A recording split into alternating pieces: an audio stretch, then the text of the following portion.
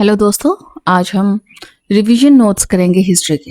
History का first lesson आपका हो चुका है, अभी टेस्ट में भी आने वाला है, तो इसका हम लोग रिवीजन नोट्स करेंगे। जिसने इस लेसन को पढ़ लिया है what, where, how and when, उसे रिवीजन नोट से बहुत फायदा होगा। और जिसने नहीं पढ़ा है वो अच्छे से पढ़ ले इस चैप्टर को दोबारा। तो हिस्ट्री चैप्टर 1 के रिवीजन नोट्स हम लोग अभी पढ़ने जा रहे हैं। इससे पहले आपका चैनल लर्निंग विद पुष्पांजलि जालिया में स्वागत है और मैं हूँ पुष्पांजलि जालिया। अगर आप लोगों को मेरा वीडियो अच्छा लग रहा है तो जरूर आप लोग मेरे वीडियो को सब्सक्राइब कर लीजिएगा और अपने दोस्तों के साथ शेयर भी कर सकते हैं।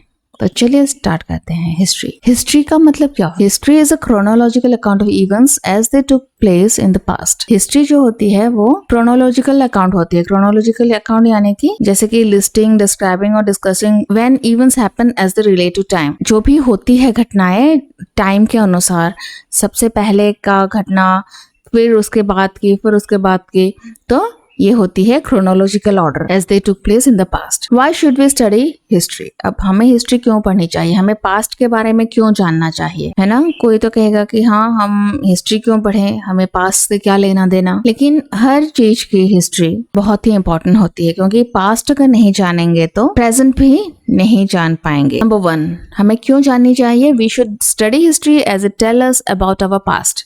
हमें हिस्ट्री पढ़नी चाहिए क्योंकि तभी हम लोग अपने पास्ट के बारे में, अपने भूतकाल के बारे में जान पाएंगे। It gives us understanding about our ancient culture and lifestyle. पुराने जमाने की हम लोगों की कल्चर कैसे थी, पहले के जमाने में, कई सालों में, 100 वर्ष पहले या 200 वर्ष पहले के जमाने में किस तरह की क्या हुआ करता था, हमारे लोग कैसे थे, लाइफस्टाइल कैसे थी, उनकी कल्चर कैसे थी, कैसे चेंजेस आए हैं, इसी को जानने के लिए हमें हिस्ट्री पढ़नी पड़ती है। It helps us to solve the problems of the present day world. और हिस्ट्री जानने के बाद हम लोग प्रेजेंट डे में अगर कोई प्रॉब्लम आती है तो उसे भी हम लोग सॉल्व कर पाते हैं। जैसे कि आजकल पानी रुकी हुई है, तो हमें पहले हिस्ट्री देखना है कि हिस्ट्री में पानी, पहले जमाने में पानी रुकती थी या नहीं, अगर फ्लड होती थी या नहीं, अगर नहीं होते थे तो अभी किस कारण से हो रहे हैं। History help us understand the root cause of current social and political issue.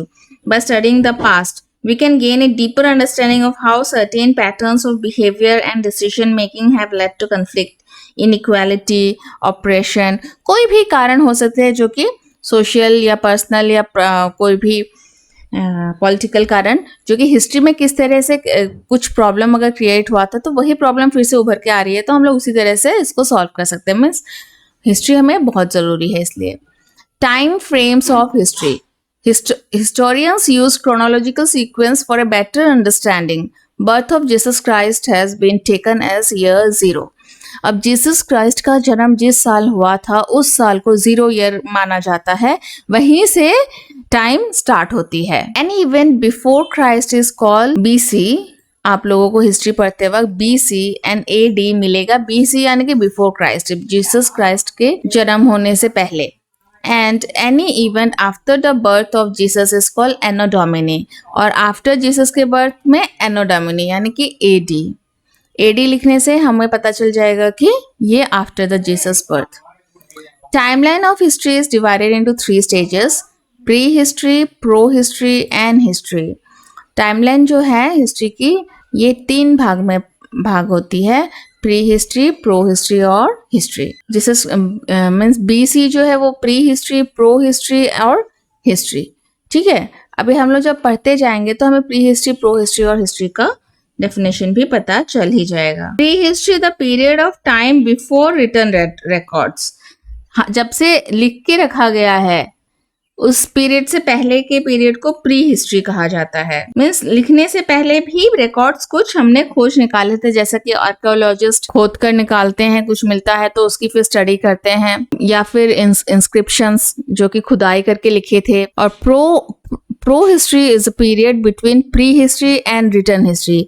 अब प्री हिस्ट्री और रिटन हिस्ट्री के बीच की पीरियड को प्रो हिस्ट्री कहते हैं, जब कल्चर और सिविलाइजेशन जो है नॉट डेवलप्ड, राइटिंग लिखने का काम डेवलप नहीं हुआ था तब तक। But other cultures have already noted the existence of those pre literate groups in their own writings. लेकिन दूसरी हिस्टोरिकल कुछ हमें नोट्स मिलती है, इंस्क्रिप्शन हो या मैन्युस्क्रिप्ट के तरह। Where did people live?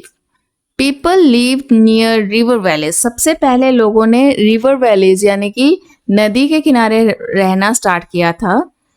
This was because reverse provided water for all purposes, क्योंकि हर काम के लिए पानी जरूरी होती है और रिवर से पानी आसानी से मिल सकता है।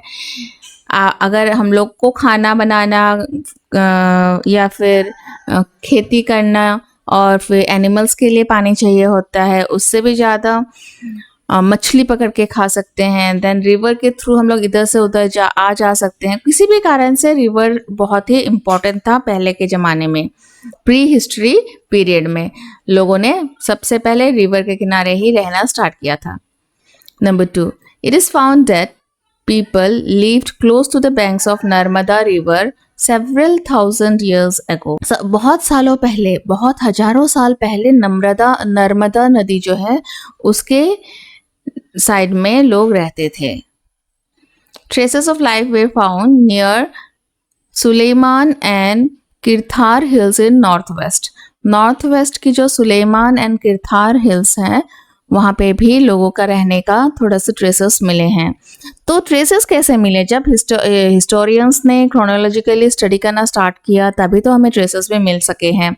हो सकता है कि ज़मीन के नीचे कुछ धंसा हुआ वो मिल जाता है तो हमें पता चलता है अरे ये तो किन्हीं लोगों ने ही यहाँ पे यूज़ किया होगा ना, इस तरह से। Traces of life even existed along Ganga Mahajanpads like Magadha, Kashi, Vaji, etc. flourished 2500 years ago. तो traces of life exist along Ganga नदी के किनारे भी कुछ मिला गया है जिससे पता चलता है कि यहाँ पे भी लाइफ थी, लोग रहते थे। महाजनपद लाइक मगधा जो हमने मगध के बारे में सुना है। मगध जो है also called the kingdom of Magadha और the Magadha empire was an ancient Indian kingdom and empire. हाँ, ये एंशियंट किंगडम जो है उसके बारे में पता चलती है। काशी के बारे में, ये स्टेट्स हुआ करती थी, इस तरह के एम्पायर हुआ करते थे, ये सब हमें हिस्ट्री में ही पता चलते हैं। बिम्बिसारा आपने सुना होगा, बिम्बिसारा राजा जो थे वो सबसे पावरफुल रूलर थे मगधा के। The Himalayan mountain has acted as natural barrier between India and Central Asia. और हिमालय जो है पर्वत, यही एक है जो बैरियर बना हुआ था, बीच की दीवार बनी हुई थी इंडिया और सेंट्रल एशिया के बीच की। सिंस एजेस, बहुत सालों पहले से ये दीवार की तरह खड़ी है। Sources of food. Number 1, people collected roots, fruits and other forest produce for their food and also hunted animals. जो प्री हिस्टोरिकल लोग हैं वो रूट्स खाते थे पेड़ों के, फिर फ्रूट्स खाते थे और अदर फॉरेस्ट के प्रोड्यूस यानी कि एनिमल्स हो या कोई भी अलग फ्रूट्स वगैरह सब कुछ खाते थे। और हंटेड एनिमल्स को भी शिकार करके वो भी खाते थे। फिर धीरे धीरे the 2 crops wheat and barley were grown about 8000 years ago near the northwest region where Suleiman and Kirthar hills are located. North west जो है मीन्स कश्मीर से यहाँ गुजरात की साइड में किरथार हिल्स जो है और सुलेमान हिल्स जो है उस साइड में हमने देखा कि 2 जो क्रॉप है वो उगाए जाते थे, व्हीट और बार्ली के, गेहूं और बार्ली, जौ के। कम से कम 8000 साल पहले की बात हमें ये पता चलती है। The region of Garo hills to the north east, और नॉर्थ ईस्ट में जो गारो हिल्स है and the Vindhyans in central India they developed in rice production. और विंध्यांचल पर्वत के आसपास की एरिया जो है सेंट्रल इंडिया में, गारो हिल और नॉर्थ ईस्ट इंडिया और सेंट्रल इंडिया में राइस की खेती स्टार्ट हुई थी। डेवलपमेंट ऑफ सिटीज, अब सिटी कैसे डेवलप हुई? The river Indus and its tributaries are responsible for the flourishing of the earliest cities. तो इंडस रिवर जो है और इसकी ट्रिब्यूटरीज यानी कि एक रिवर्स की जो सब रिवर्स होती हैं। The Indus river system which consist of the Indus, Jhelum, Chenab, Ravi, Beas, Sutlej is made up of the principal tributaries of the Indus River. ये सारे इंडस रिवर के प्रिंसिपल ट्रिब्यूटरीज हैं। हाँ, The Indus Water Treaty was signed 960 for the purpose of water sharing because of the Indus River flows through both India and Pakistan. Indus River जो है वो India और पाकिस्तान दोनों में फ्लो करती, तो हमने एक ट्रीटी में साइन किया था 1960 में, जिसमें कि पानी का भी शेयरिंग हुआ था। इसके बारे में हमें अभी डिटेल्स में नहीं जाएंगे, बस मैं इंडस रिवर के बारे में और ट्रिब्यूटरीज के बारे में आपको बता रही हूँ। कौन कौन से ट्रिब्यूटरीज हैं? झेलम, चेनाब, रवि, ब्यास और Sutlej. In the later period the cities developed over the banks of river Ganga and its tributaries like Son, Chambal, Yamuna rivers. और बाद में धीरे धीरे सबसे पहले रिवर इंदस के वहाँ पे फ्लोरिश हुआ था सिटीज़, और उसके बाद गंगा की ट्रिब्यूटरीज जैसे कि सोन, चंबल, यमुना रिवर्स के आसपास भी लाइफ जो है, सिटीज़ जो है वो डेवलप होने लगी थी। The city developed to the south of the river Ganga over the bank of its tributary was considered as the most powerful Mahajanpada named Magadha, and its ruler were very powerful and set up large kingdom. जो city develop हुआ था river Ganga के south के side में over the bank of its tributaries जो कि हमने पढ़े हैं, Son, Chambal, Yamuna river, was considered as the most powerful mahajanapada named Magadha. Magadha rulers के ही सबसे पावरफुल रूलर एम्पायर बनी थी ये जगह।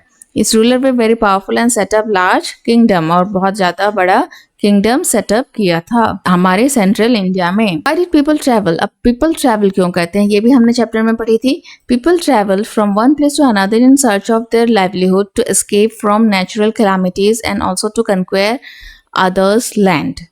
पीपल जो ट्रैवल करते हैं from one place to another क्यों करते हैं? ताकि वे रहने के लिए अच्छा सा जगह ढूंढ सके। रहने के लिए जगह होने से पानी ज़रूरत होगी, और फिर कहाँ जहाँ जाकर वे खेती कर सके। To escape from natural calamities, जहाँ पे नेचुरल कैलामिटीज यानी कि बाढ़ या सूखे से भी बच सके। Also to conquer others land, और थोड़ा अपना ज़मीन बढ़ाने के लिए क्या, थोड़ा सा उन्हें लड़ाई करके और दूसरे की जमीन भी हथियाना भी पड़ता था, ताकि अपनी एम्पायर बढ़ा सके, अपनी किंगडम बढ़ा सके। Religious teachers move from one place to another to deliver the religious understanding to the people.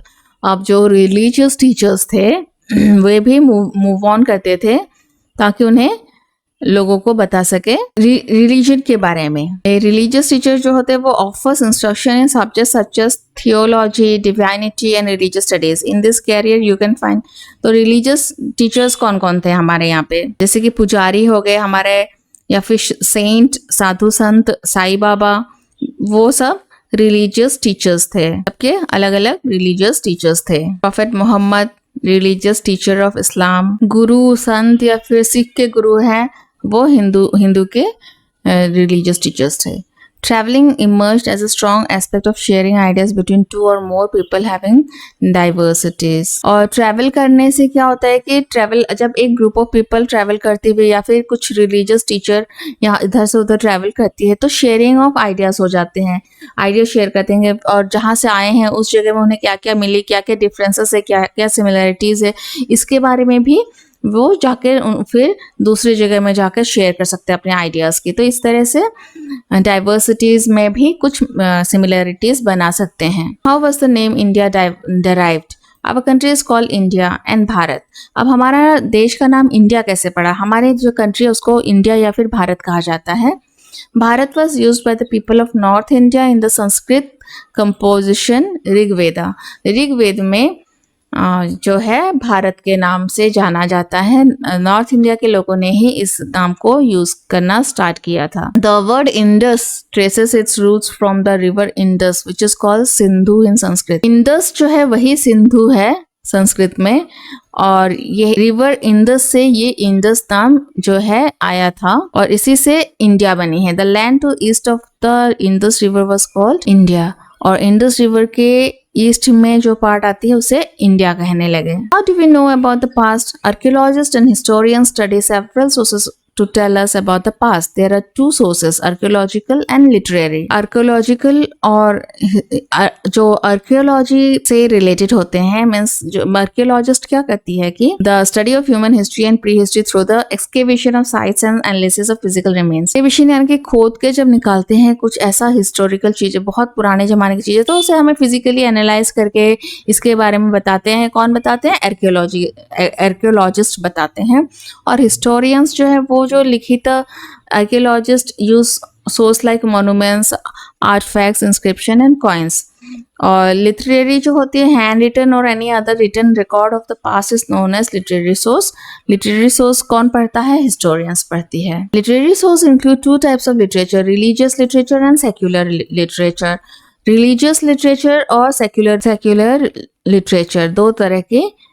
Secular यानी कि धर्म निरपेक्ष ना, धर्म से संबंधित अलौकिक धर्म निरपेक्ष लिटरेचर एक, और एक होता है रिलीजियस, धर्म के बारे में और धर्म के विरोध निरपेक्ष में, दोनों ही स्टडी की जाती है। और इंडिया जो है एक सेक्युलर कंट्री है। India is a secular nation with no state religion. किसी एक स्टेट में एक रिलीजन के लोग नहीं, बल्कि हर रिलीजन के लोग रहते हैं मिलजुल कर। Religion is personal matter and everyone has right to follow one's own religion. ऐसा कहते हैं कि आपके पास वाले जो भी रिलीजन के हो वो उसी को मान सकते हैं। Manuscript books that were written long ago, like manuscripts were usually written on palm leaf. Manuscript जो कि बहुत सालों पहले लिखे गए बुक्स हों, उसे जैसे कि पाम लीफ में लिखा जाता था, पाम लीफ की ही बुक बनाई जाती थी, खजूर के पत्तों में लिखकर उसकी किताब बना के रखते थे, तो वही मैन्युस्क्रिप्ट कहा जाता है। These books dealt with religious beliefs and practice, the lives of kings, medicine and science. इन किताबों में रिलीजियस बिलीव्स और प्रैक्टिस भी मिलती है कि कैसे बिलीव करते थे लोग और कैसे प्रैक्टिस करते थे उस रिलीजन की। फिर किंग्स के बारे में पता चलते हैं, उस टाइम में कौन से किंग, किस तरह के किंग हुआ करती थी, वो कैसे राज करते थे। फिर मेडिसिन एंड साइंस, मेडिसिन और साइंस के बारे में भी उन मैन्युस्क्रिप्ट्स में उस जमाने के मेडिसिन साइंस सब कुछ पता चलता था। द प्रकृत was the language which was commonly used by ordinary people at that time. तब की लैंग्वेज जो है उसका नाम प्रकृत है, जो कि ऑर्डिनरी लोग भी यूज करते थे। Inscriptions they written on hard surface such as stone और metal objects which they made on hard enduring substances. Inscription on the other side लिखे जाते थे हार्ड सरफेस में, जिस हार्ड सरफेस में लिख के उसमें खोद के लिखते थे। Why studied sources of history? There were two groups of people who studied history. One was called archaeologists and the other group was called historians. एक archaeologist होती है, दूसरी historians होती है। Archaeologists studied remains of buildings made of stones, bricks, paintings and sculpture. Stone, sculpture, painting उस जमाने की, कौन से जमाने की है ये पता लगाने के लिए archaeologist काम करती है। The other group called historians were the people who studied the past and used information found in inscriptions, seals and scripts.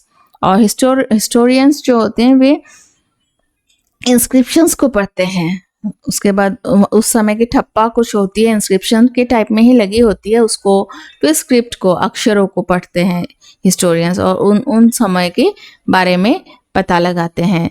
जैसे कि कोई चीज़, कुछ खुदाई में चीज़ मिली, उसमें वो कितने साल पुरानी है आर्कियोलॉजिस्ट पता लगाएगी, और उसमें इंस्क्रिप्ट क्या है, उसमें क्या खोद के लिखा है या क्या मैसेज आ रहा है, उसको पढ़ के हिस्टोरियंस बताएंगे। तो दोनों ही एक साथ काम करते हैं। तो ये जो लेसन है what, where, how and when, इसमें आपने ऑलमोस्ट हिस्ट्री की स्टार्टिंग कैसे हुई इसी के बारे में पढ़ा था, और इसी की मैंने एक रिवीजन नोट बताई है।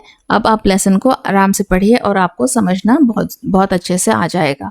सो धन्यवाद।